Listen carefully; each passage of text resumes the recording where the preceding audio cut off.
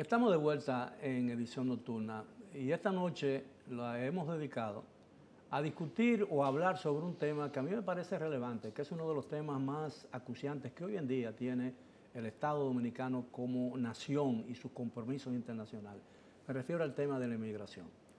Abogado, ¿tiene el país necesariamente la obligación, como parte de su condición de miembro de la comunidad internacional, de aceptar todo aquel que llegue a su territorio, sea de forma legal o de forma irregular?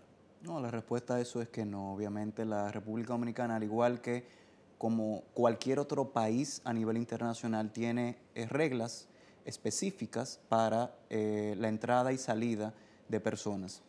La República Dominicana, a través de su ley de migración y específicamente a partir de su constitución, la cual establece unos criterios y unos requisitos correspondientes, permite la entrada y salida de personas. Y es interesante que se pregunte esto porque en ocasiones, justamente a partir de nuestra particular situación con la sentencia 168-13, que es del Tribunal Constitucional, donde aún causó mucho revuelo, trajo cierto orden, a mi parecer, a la situación que hasta el momento imperaba. Y es que básicamente creaba la oportunidad o creó la oportunidad de regularizar precisamente a personas que estaban en situación irregular, valga aquí el término.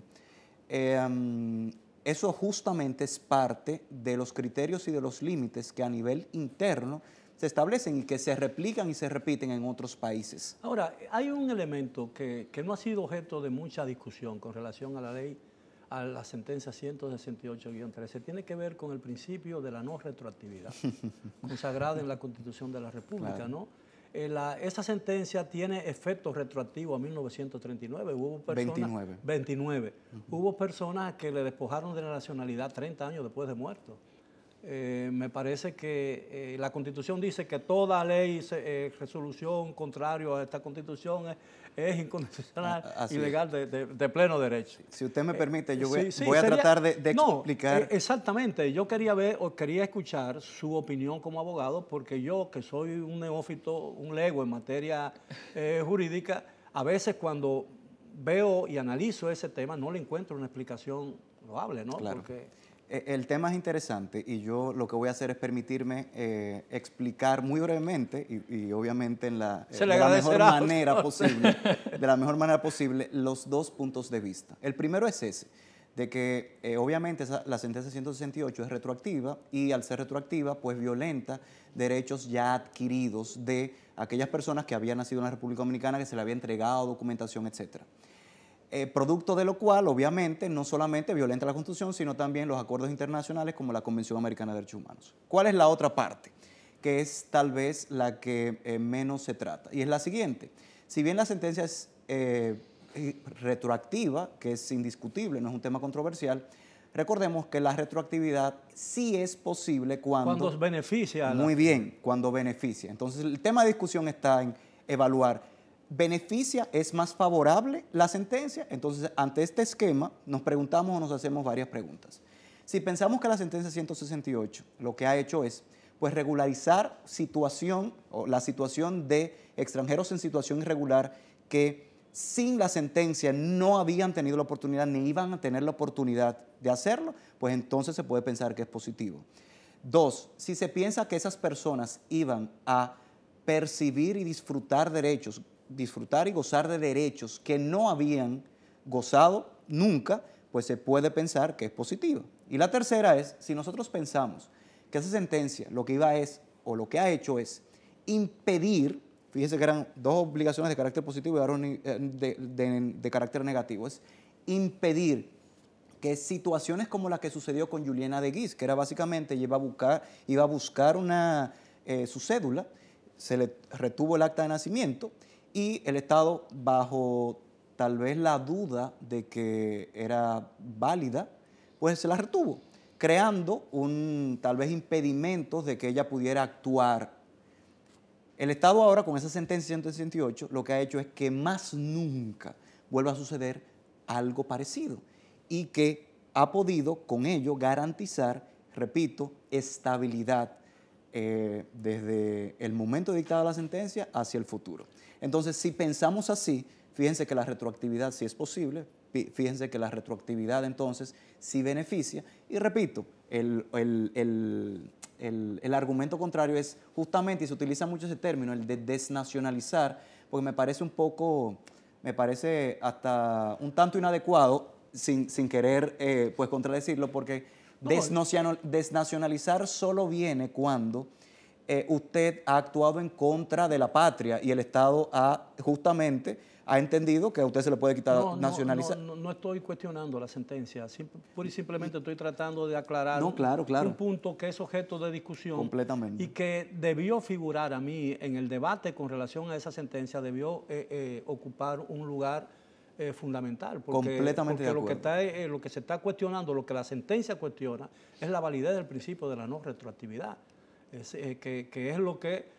El principio que es una garantía de las convenciones, ¿no? Lo que usted y yo firmamos hoy, usted no lo puede echar atrás unilateralmente sin mi consentimiento, o a menos que no haya sido pactado entre las partes. Pero ahora, yo digo, los países, hoy en día el tema de la inmigración ha vuelto a ocupar un lugar preponderante en la discusión internacional. El caso de Europa, por ejemplo. Los europeos tienen hoy 50 millones de refugiados provenientes de una sola área del mundo, de África, ¿no?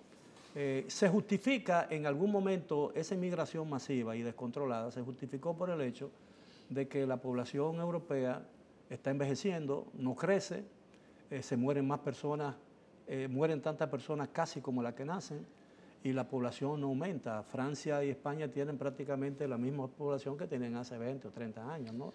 Y entonces una población envejeciendo está poniendo en peligro el sistema de la seguridad social. Y entonces eso es necesario traer mano de obra, pero no es el caso dominicano, ¿no? Sí, usted está tocando ahí un tema tan importante, que yo lo veo así.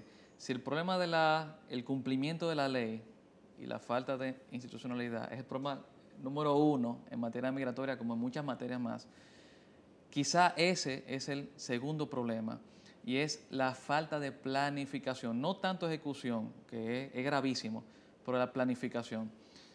Toda política migratoria se ejerce como parte de una normativa de migración con sus reglamentos correspondientes, perfecto.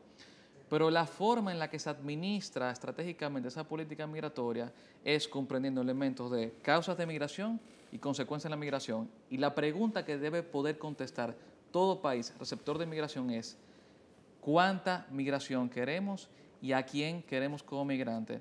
Conectándose con los primeros artículos de la ley de migración que establece. Ese es un punto importante. Toda migración debe funcionar para el beneficio y los mejores intereses de la nación, que tengan como objetivo el crecimiento económico. Pero yo creo que usted, doctor Castillo, ha planteado un tema que a mí me parece fundamental. Es no solamente cuánto necesitamos, cuánta migración necesitamos, sino qué tipo de inmigrantes necesitamos, ¿no? Es decir, cómo puede ayudar a los esfuerzos de crecimiento del país. Tenemos una estrategia nacional de desarrollo que no sé si está vigente, bueno, se supone que debe estar vigente. Entonces, incluso el tema de la inmigración debe guardar algún tipo de relación con ese esfuerzo de desarrollo, ¿no? Claro que sí. Y quiero hacer énfasis sobre el tema de la migración y sus formas. Las Naciones Unidas generalmente no califican como migrante a un turista. Y eso tiene que ver con que el migrante es una persona que temporalmente visita un estado, no supera el año de permanencia. Pero en derecho migratorio puro y duro, también es un migrante, una persona que se traslada de un sitio a otro.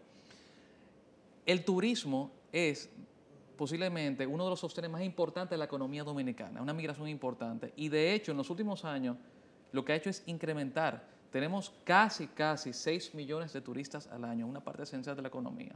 Pero así como tenemos tantos millones de turistas al año, tenemos también una presión migratoria de la nación vecina, que se acerca o redondea el 1 millón de personas en el territorio dominicano, y actualmente la situación de la presencia de venezolanos en territorio dominicano por la situación que atraviesa la nación de Venezuela. Entonces, ¿qué sucede? El perfil de un país no es igual al del otro. La misma razón por la que usted, cuando va a viajar a cualquier parte del mundo y usted por ser dominicano le piden que si yo cuántos documentos para el visado, pero si usted es europeo o norteamericano o canadiense, se le abren muchísimas puertas. Eso porque usted como migrante no obedece a un perfil típico que quizá tiene una persona que viene de Inglaterra. Eso no es racismo ni discriminación. Eso es como son las cosas. Hay un perfil migrante tipo que es el que busca el país receptor y por tanto, y como consecuencia de eso, usted le facilita los requisitos de ingreso. Ahora, Por eso nosotros del año, con la ley 199 de la Ley de Turismo y con los decretos de dispensa de visado, no se le pide visado de turismo a ciertos nacionales. Toda persona que pueda circular libremente en Europa trae una tarjeta puede también aquí una pagar su tarjeta de tarjeta de turista turismo. que cuesta dinero, ¿no? Pero eso es normal, eso está Ahora, bien, porque ese perfil migrante es beneficioso en principio. Ahora, hay un tipo de inmigración que es temporal. Y se está dando, ese fenómeno se está dando hoy en día en la República Dominicana, la procedente, por ejemplo, de Venezuela. Sí. Yo me imagino que como un país que tiene mayor riquezas naturales que la República Dominicana, aunque su economía esté hoy zozobrando, ¿no? Esté a punto de perecer, con un nivel de inflación por encima de 4 dígitos, de 3 dígitos, esa migración puede ser temporal o buena parte de ese temporal. Muchos de esos jóvenes o profesionales que han venido a la República Dominicana porque la situación se ha deteriorado en Venezuela. Si la situación mejora, probablemente muchos de ellos regresarán a Venezuela. No es el caso y no parezca que yo estoy tratando de crear una situación particular, pero no es el caso de la inmigración Yo quiero haitiana, desmontar ¿no? un mito. Quisiera desmontar un mito, y es que todas las migraciones son buenas o todas las migraciones son malas. Claro que no. La migración es un fenómeno humano. Y como fenómeno humano, usted como Estado, en ejercicio de su potestad soberana de control de frontera y de permanencia extranjera como parte del derecho internacional público reconocido recurrentemente en toda normativa de derecho internacional, usted puede regularla. Por tanto, lo que sí podemos estar de acuerdo todos es que la migración ilegal no es buena, es una infracción a la ley y como migración descontrolada genera fenómenos indeseados y a veces imprevisibles.